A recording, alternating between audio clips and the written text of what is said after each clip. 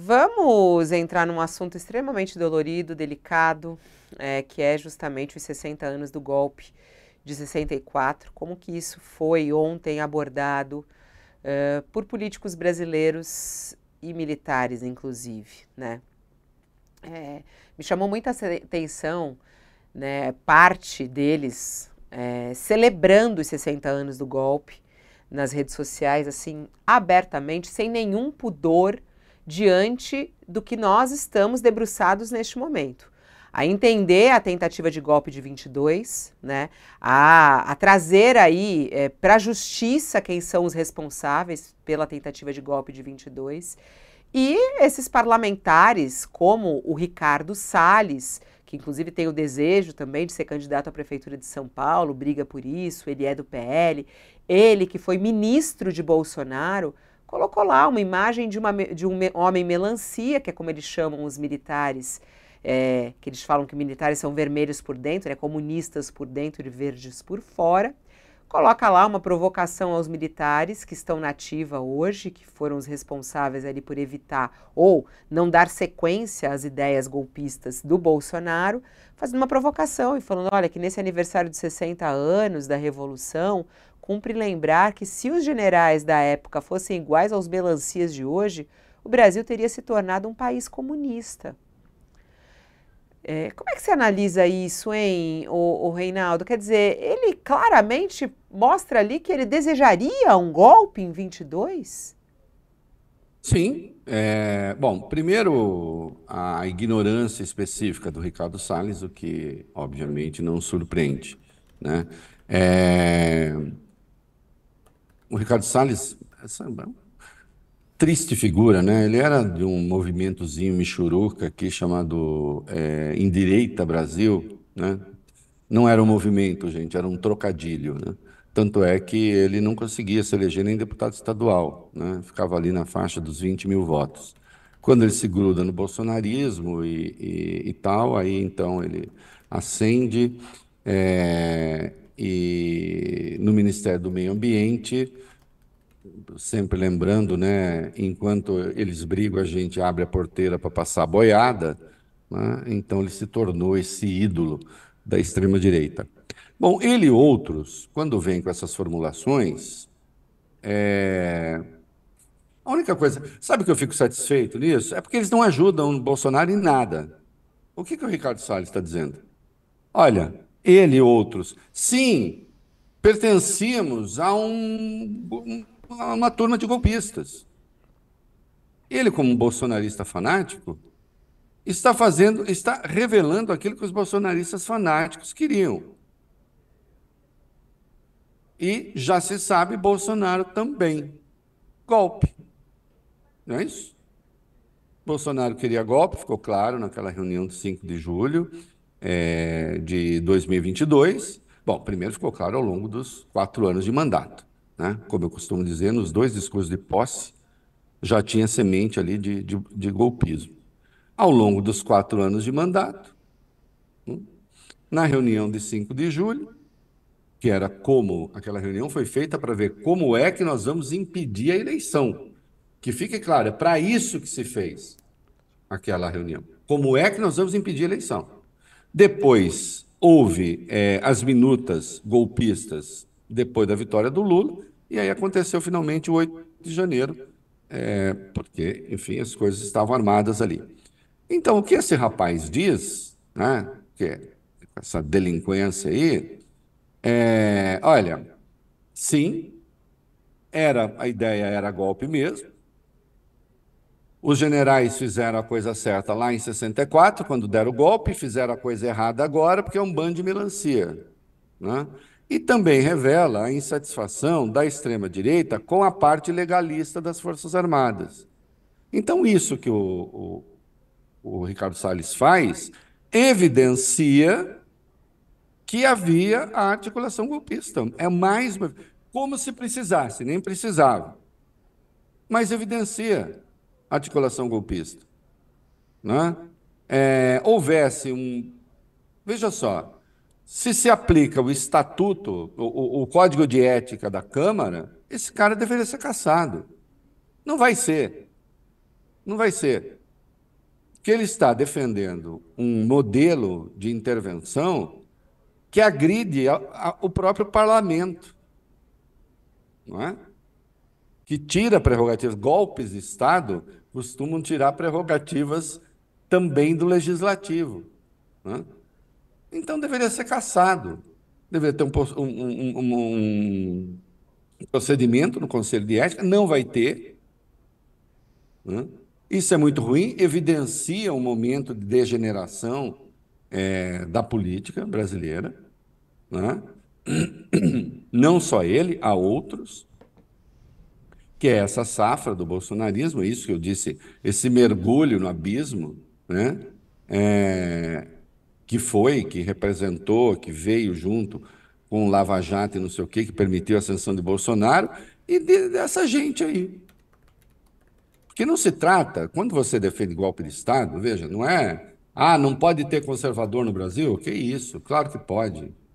Aliás, um conservador decente, até em nome do conservadorismo, jamais defenderia golpe de Estado. Porque um conservador há de ser um conservador de instituições, e não quem prega disrupção, e não quem prega o rompimento, que é o que ele está fazendo, né? Pegando uma imagem ali de manifestação e de generais que são melancia.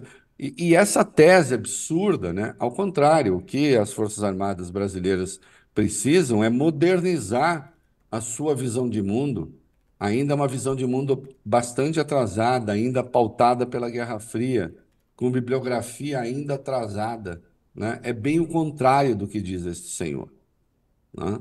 Então, não há nada de esquerdizante nas Forças Armadas, né? Mentira, uma tolice, uma burrice, né?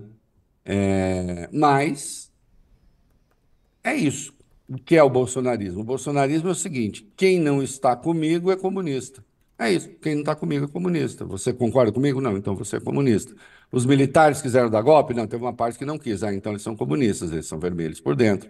Que era a acusação que se passou a fazer ali quando o alto comando não topou o golpe de Estado. Nós vimos, já tem investigação, o Braga Neto participou até, ele passa uma espécie de orientação para o interlocutor dele da extrema-direita, botando na mira, né, o Freire Gomes, comandante do Exército, o Batista Júnior, que era o comandante da Aeronáutica, dizendo, ó, esses caras aqui foram contra, impediram, né? E não só ele, é lamentável, é um absurdo, né?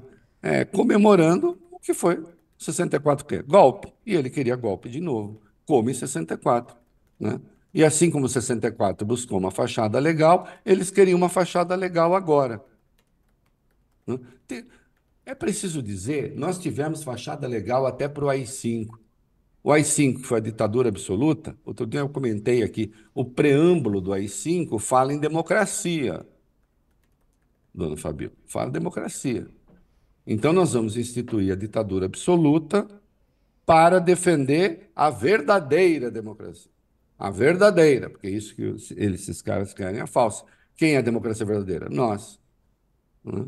Essa é a concepção dessa gente, né? Agora, é lamentável que este senhor, com essa vagabundice histórica, teórica, política, moral, né, vá para a Câmara e chega lá e vai ser deputado, né, vai exercer o cargo de deputado no Parlamento brasileiro. Ele e outros. Mas está Chama, aí. chama a Era golpe atenção mesmo. Não, e chama a atenção isso, né? É assim, é muita cara de pau, né, Reinaldo? Assim, esse assunto está sendo investigado. E assim, não existe nem um temor, não existe uma vergonha, não existe nada, né? Não, porque esse pensamento, infelizmente, está sendo normalizado. Lá vou eu. Adoro comprar essas brigas. Está sendo normalizado, em certa medida, até em setores da imprensa, sob o pretexto de garantir todos os lados do espectro ideológico no Brasil, né? Já que existe esse lado golpista tem o direito de se manifestar. Eu acho que lado golpista não deveria ter o direito de se manifestar. Eu acho que lado golpista deveria ser objeto de matéria, de denúncia, inclusive. Mas não é o que está acontecendo. Essa gente está perdendo o pudor, né? Você tem textos manifestamente golpistas sendo publicados na imprensa. Acho isso detestável. Detestável porque é perder o parâmetro. Perder o parâmetro. Né? O parâmetro há de ser a democracia. E ponto. E dentro da democracia a gente quebra o pau. Né? Hoje, quando você vê. Ele faz isso, primeiro, na internet ele tem o público dele. Né? Que quer ouvir isso, quer ler isso, concorda com isso. Né? Antigamente, ele não teria pré-redes sociais, gente assim não tinha muito espaço. Né? Hoje em dia tem as redes, e infelizmente, em alguns nichos, essa gente saltou o muro. Né? Essa gente saltou o muro e está falando num ambiente que, em tese, deveria defender as balizas da constitucionalidade das instituições. É um momento de degradação de valores. Né? Não está acontecendo só aqui, mas está acontecendo aqui também. Né? O Reinaldo, diante disso, diante do risco, né, que a gente sofreu, né, que a gente correu, na verdade, você acha que Lula deveria ter falado alguma coisa ontem? Ele ficou em silêncio, né? A Janja também ficou em silêncio. E até foi interessante que a gente fez essa pergunta ao Cardoso, que foi ministro da Dilma, que é do PT, inclusive, e ele disse que só Lula sabe, né, o fervor que existe no trono presidencial para ele ficar em silêncio, mas que acha que o silêncio não sabe o motivo desse silêncio, mas acha que Lula deveria ter falado. É algo muito grave, mas enfim, não se sabe o que está por trás. O que você acha? Acha que Lula está certo de não falar? E seria uma provocação aos militares? Mas uma data tão importante como essa não deveria ser lembrada por alguém que quase sofreu um golpe agora em 22? Engraçado, né? Porque, veja, não estou falando que é o caso do Zé Eduardo Cardoso, mas de outros, né?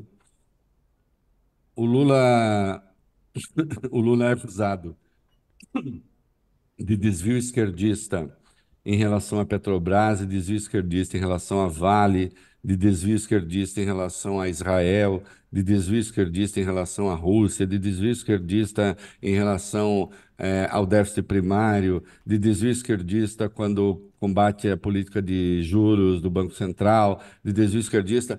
Então, o Lula centrista, o Lula que evita a polêmica, não existe. Aliás, quase não existe na imprensa brasileira que a gente tenha esse Lula que inventaram um Lula de extrema esquerda que não existe. Né? O Brasil passou por uma tentativa de golpe de Estado.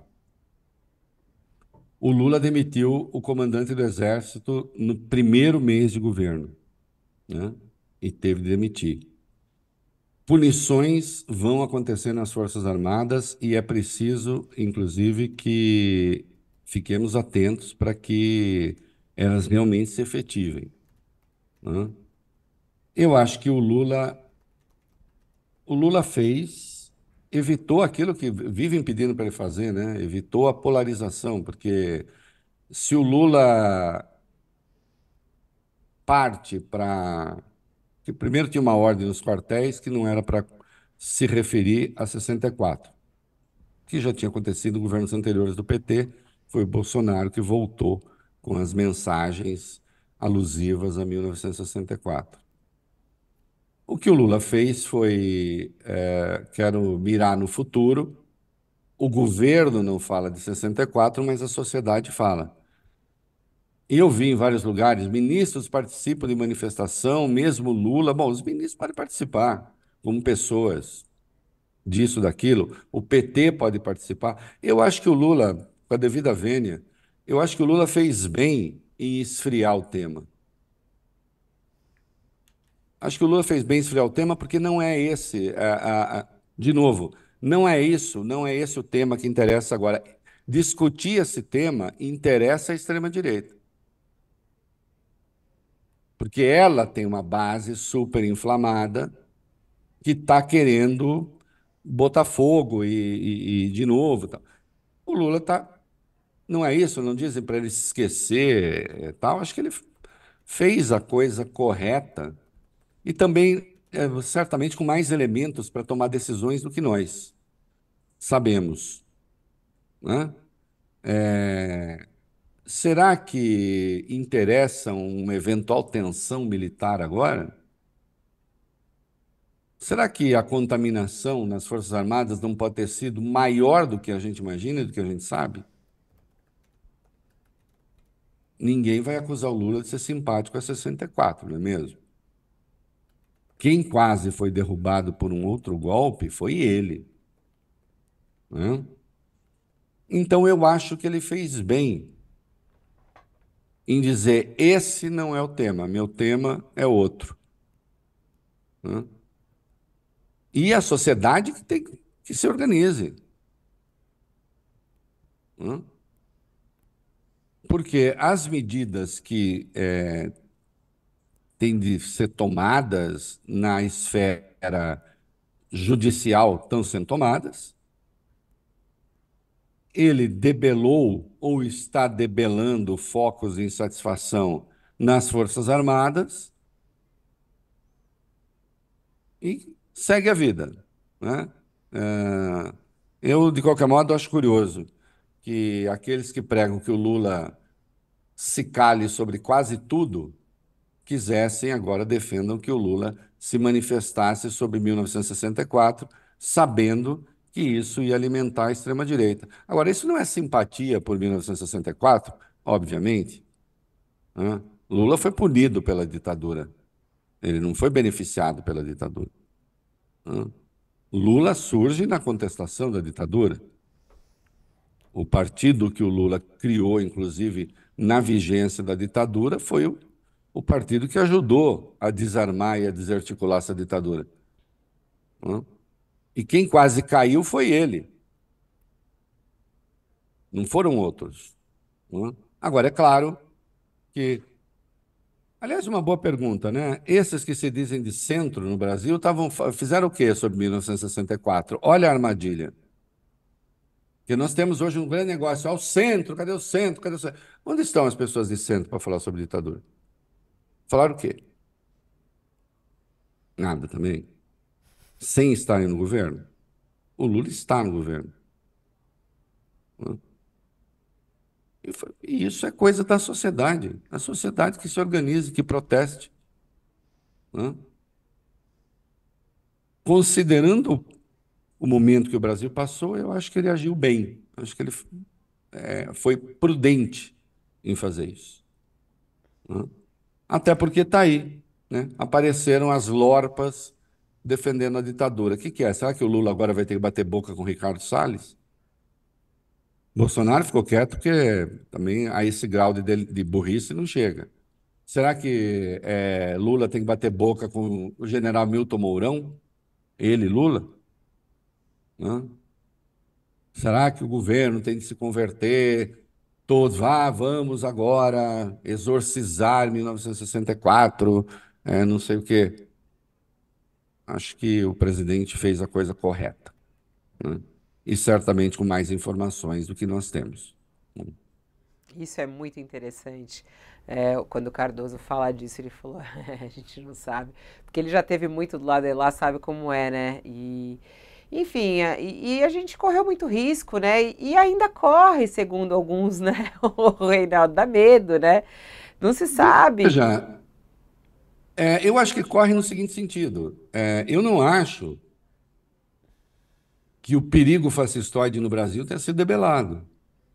Enquanto você tiver gente que concorda com determinadas coisas, com determinadas práticas, que elege determinadas pessoas, que endossa determinadas práticas,